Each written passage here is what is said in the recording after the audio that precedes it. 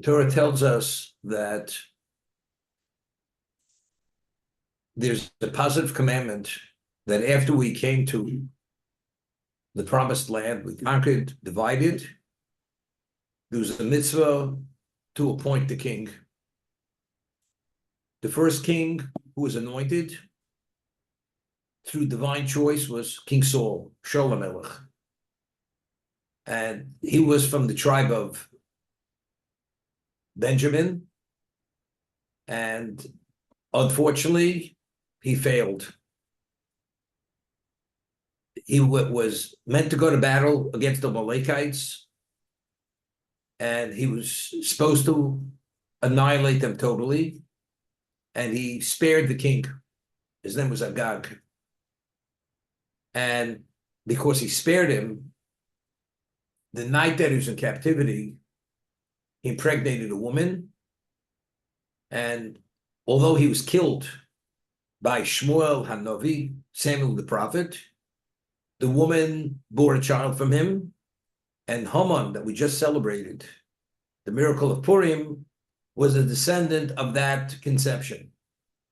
So the Amalekites continued on because Shaul fell short of his obligation. God said to Samuel the prophet, I regret that I ever had him anointed as king. He will no longer be king. Someone more qualified to be the king. This was King David, David HaMelech. And from that moment going forward, the Davidic line is only to the progeny of David, no longer King Saul. Now, the Torah says there's a mitzvah to appoint the king. It's a positive commandment. Normally, based on the verse in Psalms, the Torah says that you must acknowledge a Talmid Chacham, a Torah scholar. You must acknowledge him. If he's within your 4 cubits, which is considered within your proximity, how do you acknowledge him? By standing. That's how you acknowledge him. If he's your mentor, the majority of your Torah was taught to you by this person, it goes beyond your immediate proximity. As long as if he's within your eye range, you see him coming at a distance, you must stand to acknowledge that person's representation in your life. However, as much as you're obligated, it's a positive commandment, as much as you're obligated to acknowledge and respect that Torah scholar, if the Torah scholar chooses to waive his honor, he has a right to waive his honor.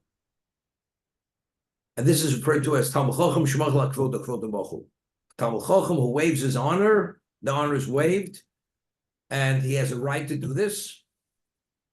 And the person has no obligation to in any way acknowledge him in a special way. He has no right to disgrace him, embarrass him, but that extra level of acknowledgement, recognition, he has no obligation. Because the Torah scholar, he waived his honor. And that's his right. I'm sorry. However, a king, there's a Torah obligation to honor a king. However, a king is not permitted to waive his honor. A king, if he chooses to waive his honor, it's not his honor to waive. What's the difference between a king and a Talmid Chacham? A Talmid Chacham, based on a verse in Tehillim, you have to acknowledge him for the Torah that he studied.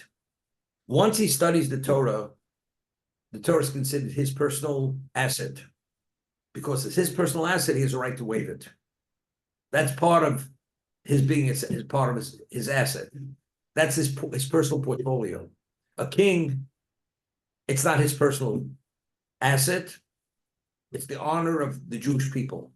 And because it's the honor of the Jewish people, it's not his honor.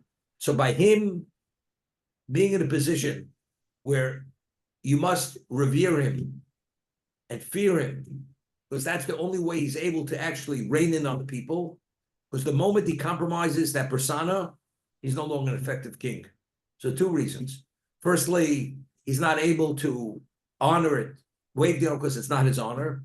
Secondly, because if a king waives his honor, he's no longer that effective monarch to be able to establish law in the country, to oversee the people as he should. And therefore, Mel Shemochel Kvod Enkvod Mochel. A king who waives his honor, the honor is not waived. He has no right. What about a Nasi? A Nasi is a prince. Judah the prince. And many princes. A prince is a Torah leader. He leads Klal Yisrael. A prince is not a king. And therefore, a Nasi, which is a prince in Hebrew, Nasi Shemochel Kvod Mochel. A Nasi, a prince who waives his honor, a prince doesn't mean he's from royalty. I mean, he is from the Davidic line, but he wasn't established as a king. If he chooses to waive his honor, he has a right to waive his honor. Because he's not a monarch. Only a monarch. Okay? We find that the first battle with Amalek. 1 second.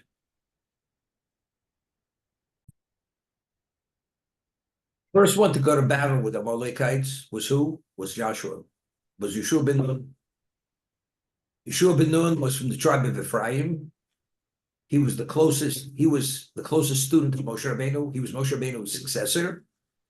And when we were attacked by the Amalekites after the splitting of the sea, Moshe says to him, go to war against the Amalekites, because God says, my throne is not complete until they are annihilated. However, Yeshua, although he could have annihilated him, that there wouldn't have been one survivor, but he was told by God he should not totally annihilate them. Why?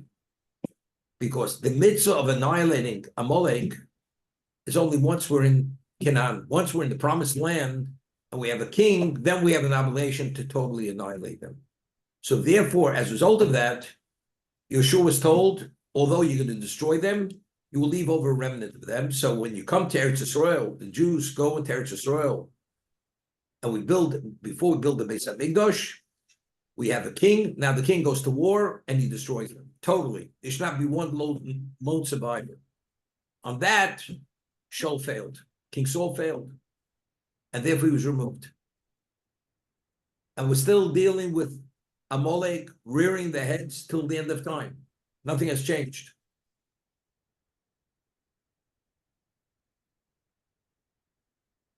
We find there were, unfortunately, many kings that were not righteous kings. As they say, power corrupts. Absolute power totally corrupts. So a king to be righteous and to be equitable, he had to really be an exceptional tzaddik. Despite all this, being in a position he has no right to openly act humbly because of his position of king, nevertheless, the times he can, for instance, he cannot waive his honor. What about, how does he waive his honor? By acknowledging a commoner. What about if the king wants to acknowledge a Talmid Chacham? He wants to give a certain degree of recognition to a Torah sage. When you recognize Torah, you're not recognizing the commoner. That's acknowledgement of the Torah that he possesses. Therefore, that's not called a breach of his honor. That's not breach. For instance, the Gemara tells us at the end of Makos, which is a tractate, that Yehoshaphat, who was the king of Judah, whenever he would see a Talmid Chacham, a Torah scholar, he would descend from his throne to acknowledge him, and he would embrace him and kiss him, and he would say, Rebbe, Rebbe, Mori, Mori, Mori. My rabbi, my mentor, my mentor. And he would openly show this affectional connection to that person. So the question is asked, how do you do this? To display his emotion, his affection public is not permitted to, because that's a compromise of his persona as king. The answer is because there, in what context did he display that feeling, that value? Rebbe, Mori. That's to what degree he revered and he esteemed the Torah itself. It wasn't the person. It was the Torah the person possessed. As a result of that, that's the reason why it's permitted. There's a law that when person dies, a Jew is not permitted to grieve over the deceased to a degree where he begins lacerating his flesh. It's a Torah violation. In ancient days, when people, when they would grieve, they take shards of pottery and they start tearing away at their skin, at their flesh. It says, Los go to do. So we find that when Rebbe Kiva, his Rebbe passed away, Rebbe Kiva, the great Torah sage, he was so bereft, he began pounding his chest to the point that actually caused the wound. Blood was actually running from his chest. So the commentators ask, how do you do it? You're not permitted to what? To in any way grieve to that degree, which actually you injure yourself. This is laceration. So Tosas answers, when he was grieving, wasn't grieving over the person who died. He was grieving over the Torah that no longer exists. This is Rabbi Lezman Hurkinis. Rabbi Lezman Hurkinis was the great Torah sage. When he passed away, he says, now I have all these questions. I have no one to discuss it with, to resolve my Torah. I can't advance in Torah any longer. As a result of that, it's not the person.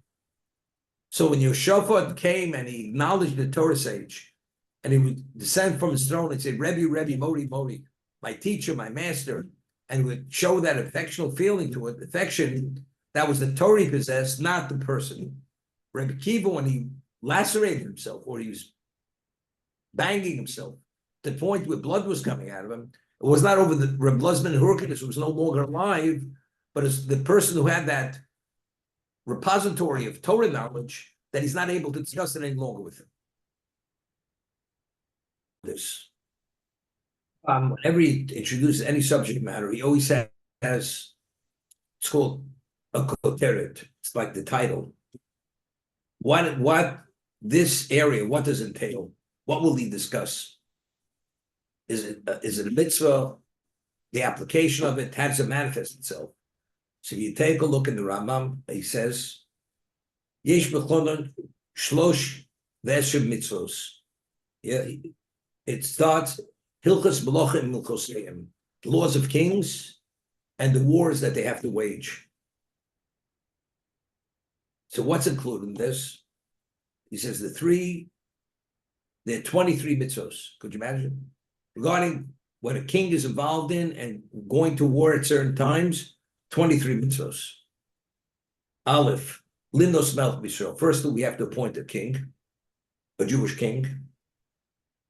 Now, a person is a convert. Does a convert qualify to be the king? The king can only be an original Jew, cannot be a convert. Although the person may be a tzaddik, maybe a holy person, cannot be a king. For instance, Ovadia Hanovi, Obadiah, who was a courtier at the court of Achav. He was a prophet. He himself was an Edomite who converted to be a Jew. Edomite.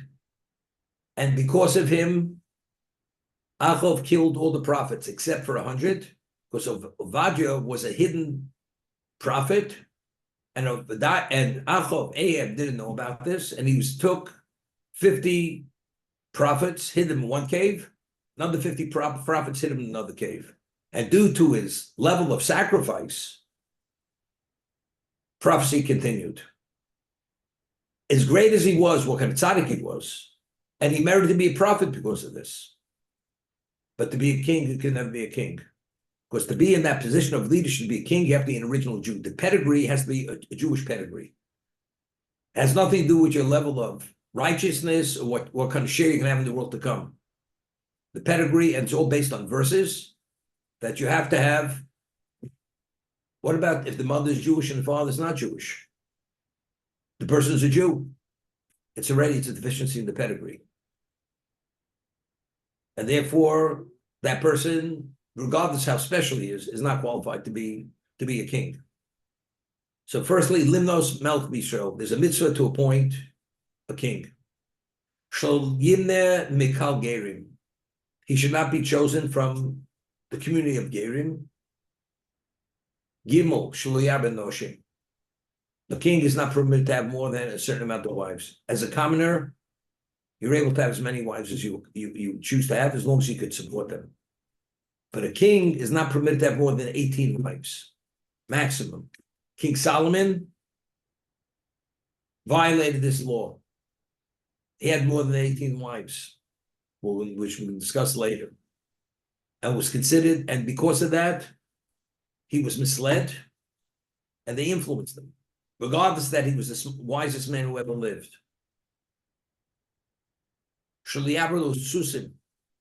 He's not permitted to have stables of horses. He's only permitted to raise horses for his cavalry, for his armed forces. But just to breed horses for horses, he's not permitted. We'll discuss later why. Because the thoroughbreds, horses, they came from Egypt. That's where they were raised. And the Torah says, I don't want you to go back to Egypt. And if you get involved in horse breeding, that would maybe be a basis. You can go back to Egypt. And once we left Egypt, the Jews not permitted to go back to Egypt.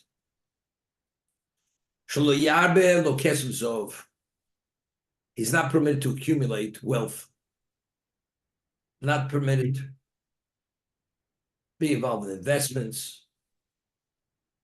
We're not saying he can be wealthy. He's permitted to increase his wealth for the sake of underwriting the armed forces, underwriting the community. But for his personal level, that he should have a personal portfolio of wealth, that is not permitted. Because again, being in a position of power, anything which will cause him to become pompous, arrogant, person he's not permitted to go there. Therefore, if it's to underwrite his army and the community, that's one that's unrelated to him. But it's for him to have this enormous wealth, that is not permitted. There's a Torah obligation, and it's explicit in Torah. When we came to Canaan, we had to annihilate the 7 nations of Canaan because they themselves were a personification of evil. And the Torah says, Lo tzchai kol neshama. There should be no one left surviving, no survivor.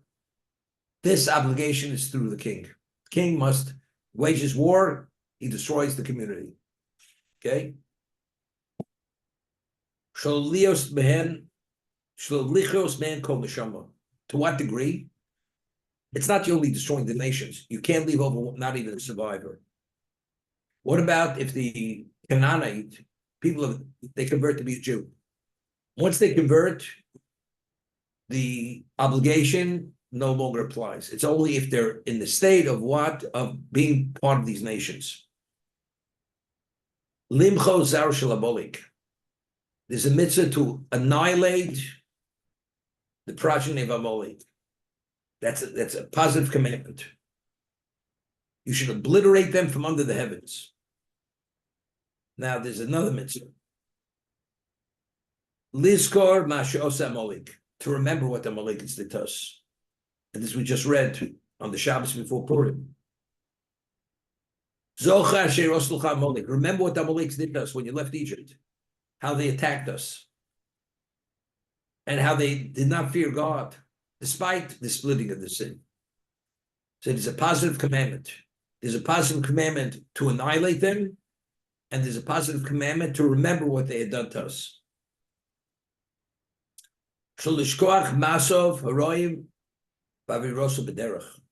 Not to forget their evil behavior and how they lied in ambush for us when we were traveling. 11. So Lishko and Beretz Mitzrayim is a negative commandment. Jews not permitted to live in Egypt. To visit Egypt, you permit, but to live in Egypt, you're not permitted to. So what happened to all the Jews? I mean, in the diaspora, there was a Jewish community in Egypt for I don't know how many years, 1,000 years. I mean, they were in violation. The answer is to go there from another location. That's the prohibition. But if, let's say, you're displaced from country to country, and the only country that will accept you is Egypt, you go to Egypt. You have no alternative. It's only if you have an alternative, you don't go to Egypt to live in Egypt. But if you have no alternative, which these Jews, they went from Spain to Portugal until they finally arrived in the Middle East. This is during the time of the Spanish Inquisition.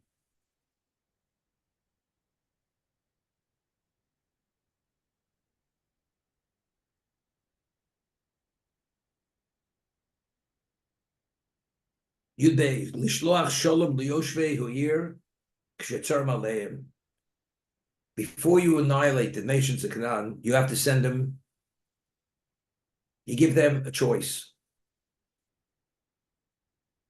You lay siege on that community, or when you lay siege, you give them certain options. If they're willing to make peace and be subjugated by the Jewish people, then you don't destroy them. It's only if they're not willing to accept the dominion of the Jewish people, that's when you destroy them.